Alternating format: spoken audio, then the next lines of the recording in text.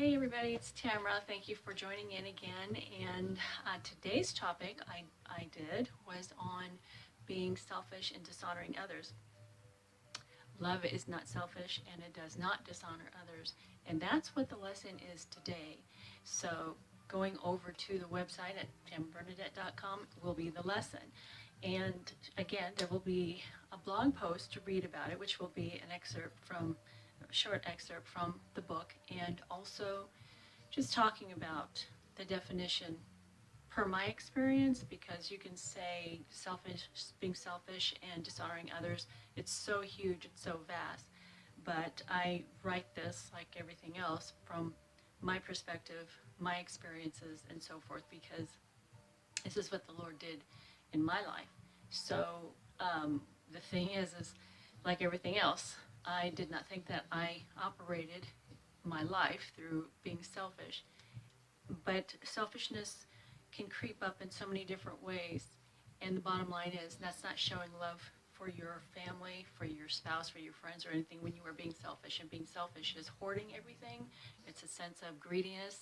It is.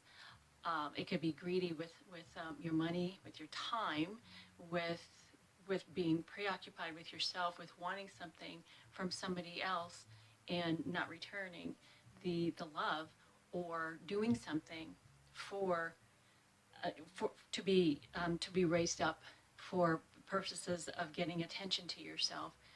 It could be so many different things. But what I was thinking about, I was out walking this morning, and when I think of the idea of being selfish, the first thing that came to mind was being on a playground when you're a little kid, seeing your own kid, or even thinking back when you were a kid and being selfish.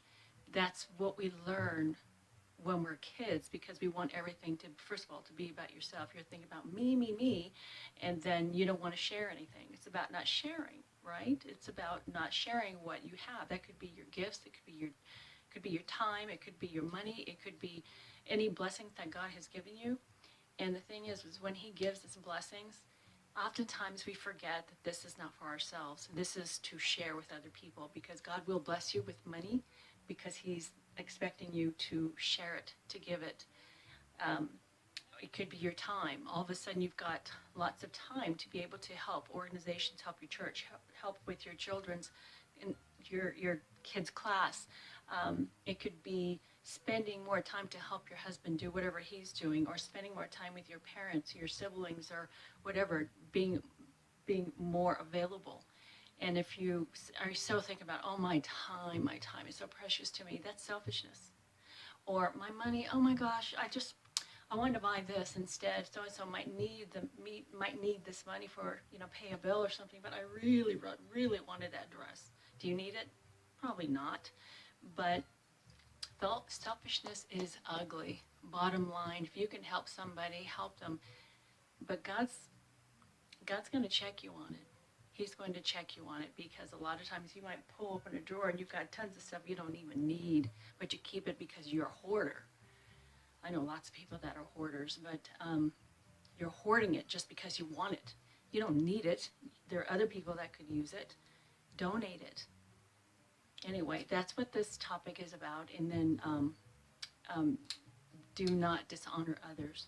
So many people have no problem doing that, because they will put somebody's business out there on blast and tell people in the company. Say you're out to dinner and you might see somebody who's in a bad situation, but the people that they're there with decide to tell everybody sitting at the table what's going on in their life. Maybe they lost their job and they're having a hard time struggling, so they're having a hard time meeting ends, and somebody puts their business out on blast because they're saying, you are being challenged to grow and to go out there, and whatever the case may be. But somebody's just putting your stuff out there on blast, and that is not cool at all. That is hurtful, and you're trying to call attention to yourself because you think that you are better than somebody else, but you are dishonoring them, you are embarrassing them and humiliating them. Then all they want to do is just run and hide because they're so embarrassed of their situation that they're in at the time, and it's just a momentary thing. But I guarantee you it's going to come back to you. So be careful what you're doing. Be careful what you're saying, because you might think it's funny. I promise you it's not funny, and nobody's laughing. And if anybody is, shame on them. Anyway, that's what the lesson is today. So this is just a brief little description of what's going on there. So go ahead and go over to the site and check out the class, take the course, take the class, answer some questions. If you want to see if you are that kind of a person, answer the questions. That's what it is. It's just answering questions that the Lord had prompted to me when I was writing. And again, they're short, they're easy, but when you spend time with the Holy Spirit, He's going to speak to your heart in your quiet time. And if you're open, honest with yourself, and let the Holy Spirit deal with you, you will be changed. That's what this whole thing is about, is allowing Him to change you. And it takes a very courageous person to allow yourself to be changed, because you will be challenged. And it's not easy. It's not an easy thing to go through changes and stuff, because all that stuff comes up. Meeting yourself face to face on the things that you did, who you were, how you behaved, how you hurt people, the things that you were responsible for. You can't hide. And if you're ready to move on and shake that off and deal with it and make your relationships better, help you to feel better, get closer to the Lord, this is a great opportunity. And that's what this course is all about. So anyway, thank you again, and head on over there and just start from the beginning. Read the first post and just go all the way down. Anyway, thank you again. This is Tamara signing out. Bye-bye.